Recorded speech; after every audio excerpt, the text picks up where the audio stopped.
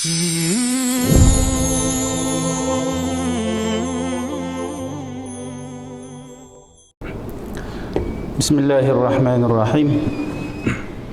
Elhamdülillahi Rabbil alamin. Ve salatu ve selamu ala seyyidil mursalin. Ve ala alihi ve ashabihi ecma'in.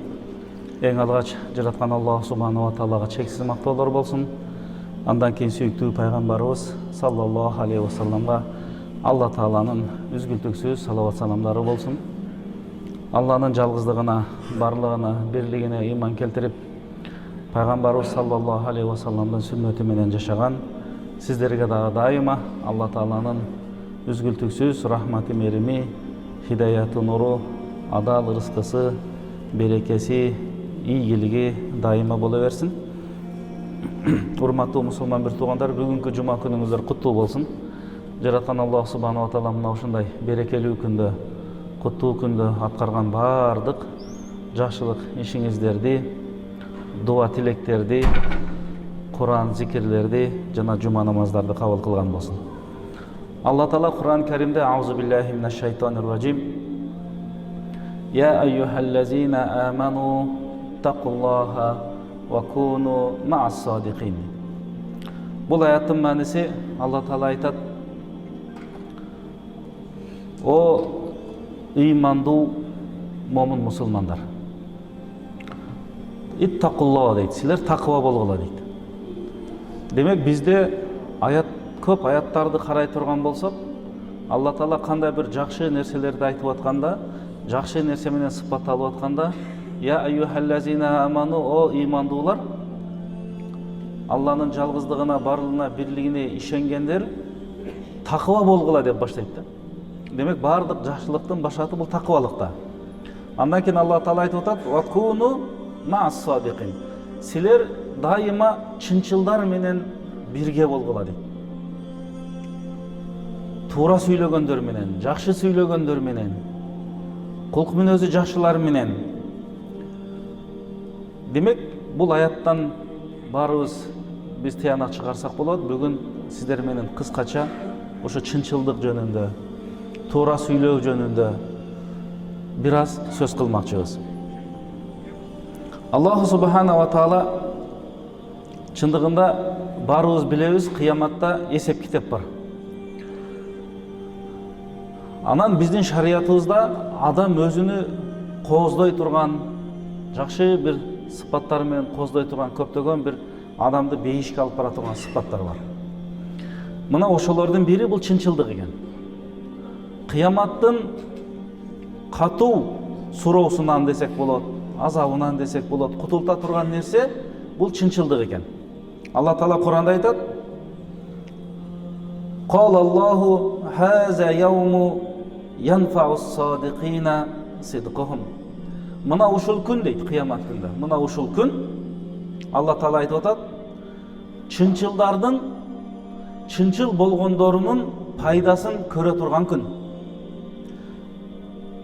Лахум жаннатун тажри мин тахтихал анхар. Ошол чынчылдыктын натыйжасы, мөмөсү алар үчүн төбөлүктүү бейиштерди Алла таала даярдап киргизип койду дейт. Радиаллаху анхум, алардын ушул жакшы кылган иштерине Алла таала разы болду. Ва радуануху, алар бейишке киргендиги үчүн Алла таалага разы болушту дейт. Заликал фаузул азим. Мына ошол эң негизги адамдын утканы, жеңгени, ийгиликке жеткени мына ошол күн дейт. Демек чынчылдыктын дагы бул дүйнөдө, акыретте пайдасы аябай зор экен. Башка бир аятта Алла таала чынчылдар менен мунафыктардын, чынчылдар менен калпычыларды айырмалап мындай деп айтат: Лияджзи Аллаху садиқина бисидқихим ва юаззибал мунафиқина иншаа ау ятуба алейхим инналлаха кана гафурар рахима. Лияджзи Аллаху садиқин. Аллаху субханаху ва таала, эми бул аяттын башы бар, аягы бар. Аллаху субханаху ва таала чынчылдарды чынчылдыгы үчүн, туура сүйлөгөндөрү үчүн, ошо жакшы сыпат менен өздөрүн кооздогондугу үчүн өздөрүнүн сыйлыгын берет дейт. Ал сыйлық бұл бейіш сыйлығы. Ва юаззибал мунафиқина иншаа. Қаласа Алла Таала мунафиқтарды ошол екі жүздүүлүк кылгандыгы үчүн, мунафиктыгы үчүн, калп айткандары үчүн жазалайт. Ау ятуб алейхим. Қаласа алардын тобасын кабыл кылып кечирет. Инна Аллаха кана гафурур рахима. Чындыгында Аллаху субханала ва таала ырайымдуу, кечиримдүү, улуу зат дейт. Демек, имандын дагы негиздеринин бири бул чынчылдык болот экен. Ал эми мунафыктыктын негиздеринин бири бул калп айтуу болот экен. Мына ошондуктан биз пайгамбарыбыздын башка бир хадисинде дагы келет. Багы момун мусулман коркок болобу десе, пайгамбардан сураса, ооба коркок болушу мүмкүн дейт. Момун мусулман сараң болушу мүмкүнбү десе, ооба сараң болушу мүмкүн дейт. Бирок момун мусулман мунафык болушу мүмкүнбү десе, пайгамбарыбыз жок дейт. Себеби мунафыктар эки жүздүүлөр, сырты мусулманмын дегенмен жан дүйнөсү ал мунафык, мусулман эмес. Ошондон пайгамбарыбыз айтат, адамдын жүрөгүндө ыйман менен калпылык бир жерде эч качан кайнабайт дейт. Болбойт дейт. Ошондон бизде момун мусулмандар, я айюхаллазина аман, чыныгы ыймандуулар деп Алла Таала көптөгөн аяттарда кайрылып атат. Бардык пайгамбарларды сыпаттап, кебирлерин айтабыз. Алла Таала Куранда айтат. Ошол чынчылдыктын эң негизги маанилүү экендигинен вазкур фил китаби Ибрахима иннаху кана сиддикан набия. Ибрахим пайгамбарды айтып атат. Ал чыныгы чынчыл пайгамбар эле деп. Андан кийин Исмаил пайгамбарды айтып атат. Ва кана расулан набия. Ал дагы чыныгы чынчыл садикал ва'д, вадасында турган пайгамбар эле. Вазкур фил китаби Идриса. Идрис пайгамбарды айтып атат. Иннаху кана сиддикан набия. Ал дагы чынчыл пайгамбарлардан болгон эле деп башка пайгамбарларды дагы Аллах субханала таала Кур'ан Каримде мына ошол сыпат менен сыпаттаган. Мына ошондуктан бул чынчылдыктын пайдасы бүгүн мына ошол жаатта сөз кылып атабыз. Чынчылдык деген эмне дегенде биздин алымдар айтат экен, туура сүйлөө да, мындайча айтканда. Каулул хак. Акыйкатты туура бурмалабай, ага калпты кошпой сүйлөө экен. Ва мутабакатан лил вакия дейт. Бир окуяны көргөн болсоң, ошол окуяны ошондой кылып туура айтып берген болсоң, ошол чынчылдык экен. Аны бурмалай турган болсо, калп аралашып калат экен. Мына ошондон болгон нерсени болгондой айтуу бул чынчылдык. Анын тескериси бул калп айтуу же жалган айтуу деген сөз. Ошондон пайгамбар саллаллаху алейхи ва саллям өзүнүн жакшы бир хадисинде мындай деп айтат. Алейкум бис-сидқ. Силер дайыма чынчыл болгула дейт. Фа инна сидқа яхди илал бир. Анткени чынчылдык, туура сүйлөө адамды жакшылыкка алып барат дейт. Жакшы ишке, жакшы сөзгө, жакшы амалга, жакшы мамилеге, бардык жакшы нерсеге багыттайт дейт. Ва иннал бирра яхди илал жанна. Ал эми жакшылык нерсе, жашооңузда бардык жакшы ишти аткарган болсоңуз, ошол жакшылыктар яхди илал жанна, адамды бейишке алып барат дейт. Бейишке алып барат. Ва иннар ражула ла ясдуку хатта юктаба индаллахи сиддикан дейт. Адам баласы бул дүйнөдө чынчыл болуп, чынчылдык сыпат менен сыпатталып, эч калп айтпай, сүйлөбөй, калп айтуунун дагы өзүнүн бир 3 жерде уруксаты бар, ошондон башка шарияттагы бөлүп койгондон башка жерлерде.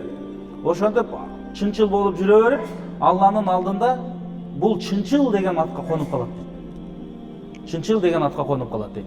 Ал эми чынчылдык адамды бейишке алып барат. Пайгамбарыбыз айтат. Иннал ва iyyakum казиб дейт. Ушул хадистин аягында. Ва iyyakumul казиб. Эми силер калп айткандан сактангыла дейт. Калп айткандан сактангыла, жалган сүйлөбөгүлө. Фа иннал казиба яхди илал фужур дейт. Калп айтуу, адам ушу калп айтып, ошону өзүнө сыпат кылып алып, ошону өзүнө мээнет кылып алып, башкаларга ушундай зыян берип аткан болсо, бул калп айтуулук пайгамбар айт, яхди илал фужур, адамды бузукулукка алып барат дейт. Бузукулукка алып барат. Эми бузукулуктун түрлөрү толтура. Аммал фужур, ал эми бузукулук яхди илан нар дейт. Ал адамды bir гана тозок алып барат дейт. Алып бара турган жери тозок. Вама язалу ражулу яксиб. Адам баласы калпайта берип, кайпайта берип, хатта юктаба индаллахи каззабан. Алланын алдында бул эң калпычы деген атка конуп калат дейт. Алла Таала ушул нерседен баарыбызды сактаган болсун. Демек бул хадисте дагы бизге ачык айкын пайгамбарыбыз саллаллаху алейхи ва саллам чынчылдыктын, туура сүйлөөнүн жана калп айтуунун, жалган сүйлөөнүн жакшы бизге айырмалап берип атат. Пайгамбарыбыз саллаллаху алейхи ва саллам жаны пайгамбар болуп, аяттар түшүп, эми элге жеткир деген аят түшкөн. Ва анзир аширатакал акрабин. Эми ушул динди эң жакын өзүңдүн туугандарыңа жеткиргин, Алланын динин жеткиргин деп Алла Тааладан буйрук болгондо, пайгамбарыбыз чыгып алып туруп, өзүнүгө караштуу жакын туугандар, урууларга кыйкырат экен. Я бани Фахр, я бани Ади деп, ушинтип баардык урууларга айтат дейт. Баарын чакырат дейт. Анан эмне бул Мухаммад бизди баарыбызды чакырып калды деп, кээ бир байкы уруу башчылары кээ бир уруудан келбей калса, аларга жөнөтүп чыксынчы, келсинчи деп чакыртат. Ошолордун ичинде Аби Лахаб дагы болот экен, Курайштардан. Баары жыйнагандан кийин пайгамбарыбыз саллаллаху алейхи ва саллам баарын жыйнагандан кийин айтат: "О эл дейт, тетиги дөңсөнүн артында ушундай бир куралдарын кармап бизге кол сала турган аскер турат" деп айтсам, ишенесиңерби дейт. Десе баары айтат: "О Мухаммад, сен эч бир жалган айткан эмессиң" дейт. Эч бир калп айткан эмессиң, сен чынчылсың, сен аминсиң, аманаттуусуң, калп айтканыңды билбейбиз дейт. Десе, ошондо пайгамбарыбыз айтат: "Фа инни назиру лакум байна ядай азабин шадид". Эгер андай болсо укула. Алла Таала мени пайгамбар кылып жиберди, жалгыздыгына ыйман кылууга жиберди. Жана кыяматта азап болот, ал азап катуу болот. Ошол катуу азаптын азабынан сактангыла деп эскертейин деп айтып атам. Жалгыз Аллага ишенгиле деп ушинтип айтышы менен, ушу болбогон нерсеге бизди чакырдыңбы деп жүздөрүн буруп кетип калышат да. Болбосо өздөрү биринчи тастыктап атат, сен калпычы эмессиң деп. Артынан ошо пайгамбарыбыздын дааваты жакпагандыктан ошол чоңдору жүз буруп кетет.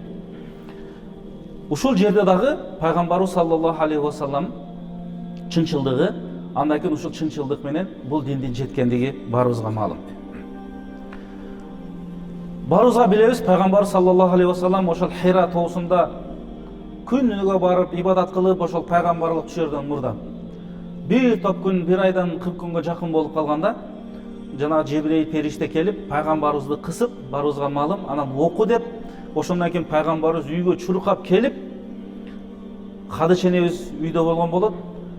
Мени жапкыла, коркуп атам, титиреп атам деп, анан Хадича энебизге айтат да: "О Хадича, мен өзүмдүн нафсыма коркуп кеттим. Биринчи жолу көрүп атат да. Өзүмдүн нафсыма коркуп кеттим" дегенде, Айша энебиздин сөзүн караңыздар. Айша энебиз айтат: "Жок, сен коркпо" дейт. Тескерисинче бул сага сүйүнчү. Бул жакшы кабар. Фаваллахи ла юхзиякаллаху абадан. Алла Таала сени эч качан уят кылбайт, таштап койбойт. Иннека ла тасилу рахим. Пайгамбарыбыздын ошол 40 жашка чейинки жашоосундагы кылган баардык жакшы сыпаттарынын кебирлерин айтып атат. Иннека ла тасилу рахим. Сен туугандык мамилени бекемдеген, байлагандардансың. Ва тастукул хадис. Дайыма сөзүң чынчыл, эч калп айткан эмессиң. Ва тахмилул кал. Бир гана өзүңдүн эле оорлугуңду эмес, башка муктаждардын дагы оорлугун өзүңдүн жонуңа алып, аларга жардам берип жүрөсүң. Ва туқиru дайф. Конок келсе, конокту эң бир жакшы сыйлаган адамсың. Ва туину ала навайбил хак. Жана ар кандай кыйынчылыктарда муктаждарга, жетим жесирлерге өзүңдүн жардамыңды берген адамсың. Ошондуктан сен бул нерседен эч качан коркпогун деди. Мына ошол Хадича энебиздин сөзүнүн ичинде тастукул хадис дейт. Сен чынчылсың деп атат. Мына ошол пайгамбарыбыздын чынчылдыгы, мына ошол биздин динибиздин мына ошол 14 кылымдан бери кыяматка чейинки Кудай буйрса сакталганга негиз болуп эсептелет.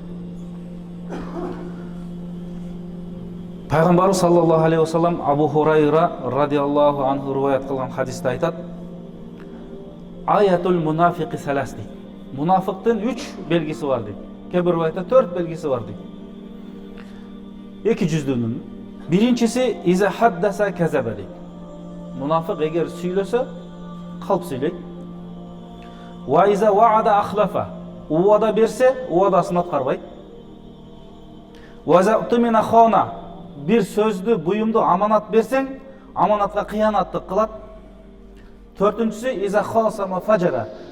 Сеніменен бір нәрсені сөйлешіп талашып кетсе, жаман сөздерменен сөйлешіп талашады дейді. Ошол мұнафықтың белгісі екен. Ошондықтан ошол 4 сыпаттан момын мұсылман аябай сақтаныш керек. Сақтаныш керек. Жанағы туралықтың артында берекелік дағы бар деп ғалымдарымыз айтады. Береке болады дейді. Бұл жөнінде пайғамбарымыздың жақсы бір хадисі бар екен. Пайғамбарымыз айтады: Ал-би'ани бил хияр дейді. Ма лам ятафайрақа. Сатушы менен сатып алушы өкөөнө тең ихтияр берилет дейді.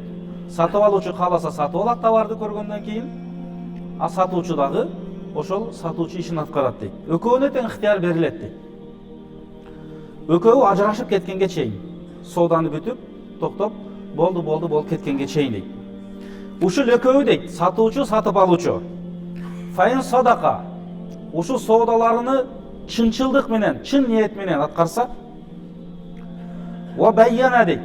Ошол товардагы бардык нерселер айтылса, айыбы болса, айыбы, кемчилиги болса, кемчилиги баары айтылып, эки тарап ыраазы болуп, соода келишим толуп бүткөн болсо, бурика лахума фи бей'ихима, өкөөнүн тең соодасына Алла Таала береке берет дейт.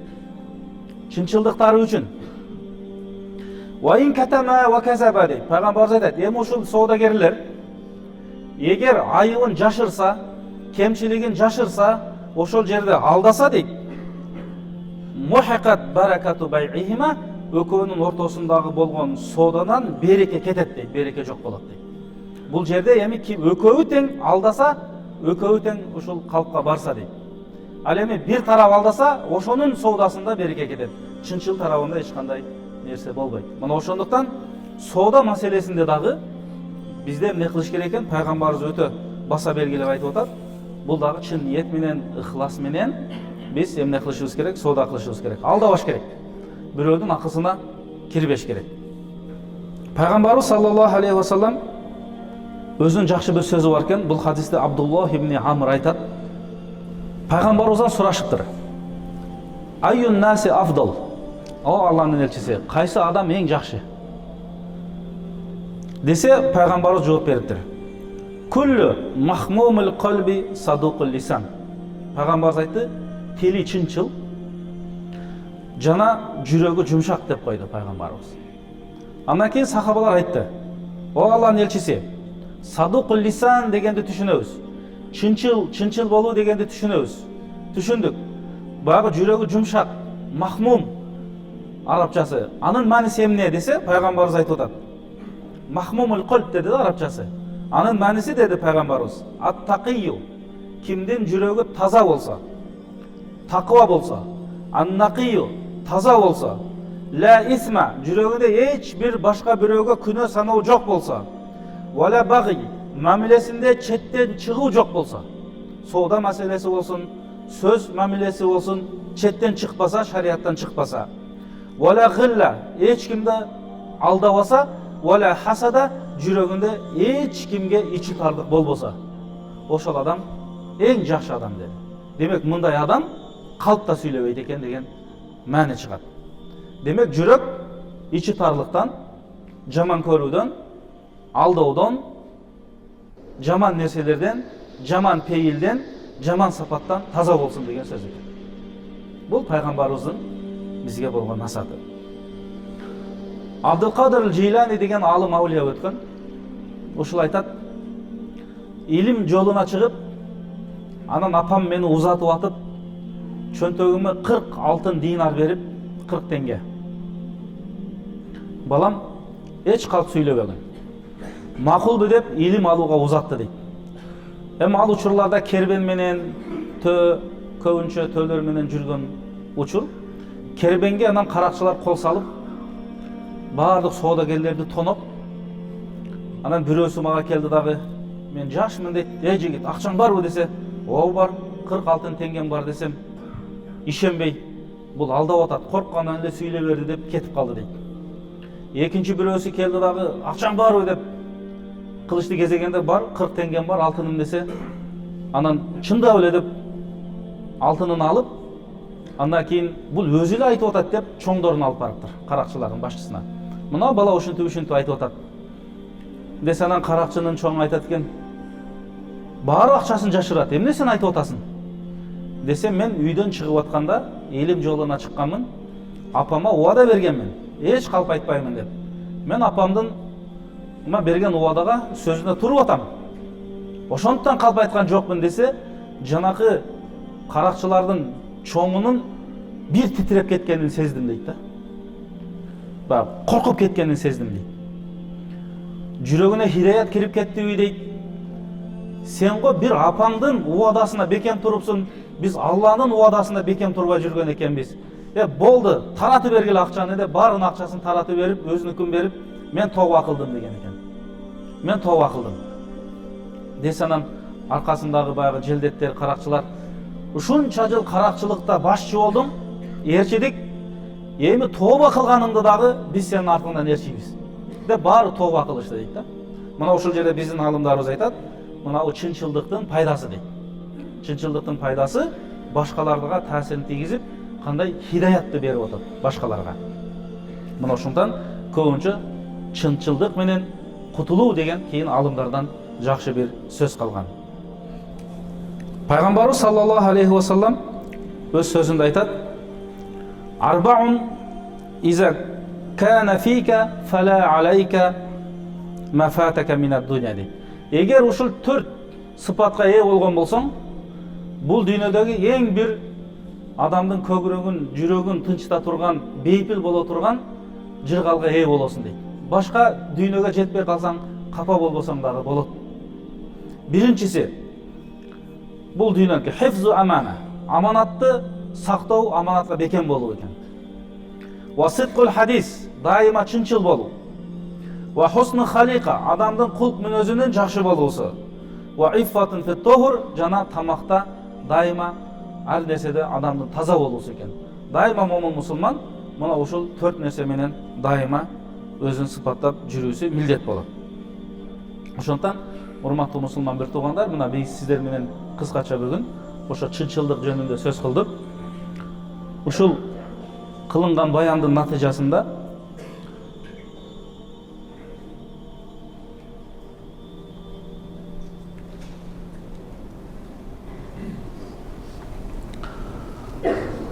мына чынчылдыктын кээ бир пайдалары деп атабыз. Чынчылдыктын пайдасы адам шайтандын азгырыгынан алыс болот экен. Шайтан да адамды азгырат. Калп айтып кое бер, эч нерсе болбойт. Же башка. Ошондуктан чынчылдык өтө фазилеттүү. Чынчылдыктын пайдасы жүрөк тынч жана бейпил болот дейт. Бирөөдү алдап койсоң кыжалат боло бересиң да, момун мусулман. Мына ошол кыжалаттыктан сактанабыз. Алланын берекеси болот. Аз эле пайгамбарыбыздын соодадагы хадисин айттык, башка нерседе да бардыгында береке болот буюрса. Адамдын бейишке кирүүсүнө себеп болот. Ошондон жана биз хутбанын башында ошол аятты айттык. Ошол күнү, кыямат күнү чынчылдардын чынчылдыгы ошол адамга пайдасын берет. Алла Таала аларга бактардын астында дарыялар агып турган бейиштерден насип кылат деген аят. Алланын махабатына ээ болот дейт. Алланын махабатына. Эгер чындыгында Алланын сүйкүмүнө, махабатына ээ болгон адам, ал бара турган жери чындыгында баарыбызга маалым. Адамдын жүрөгүн жана жан дүйнөсүн тазалайт дейт. Бул дагы ушул пайгамбарыбыздын жанагы айткан хадистери баары далил болот. Кыяматтын коркунучунан сактайт дейт.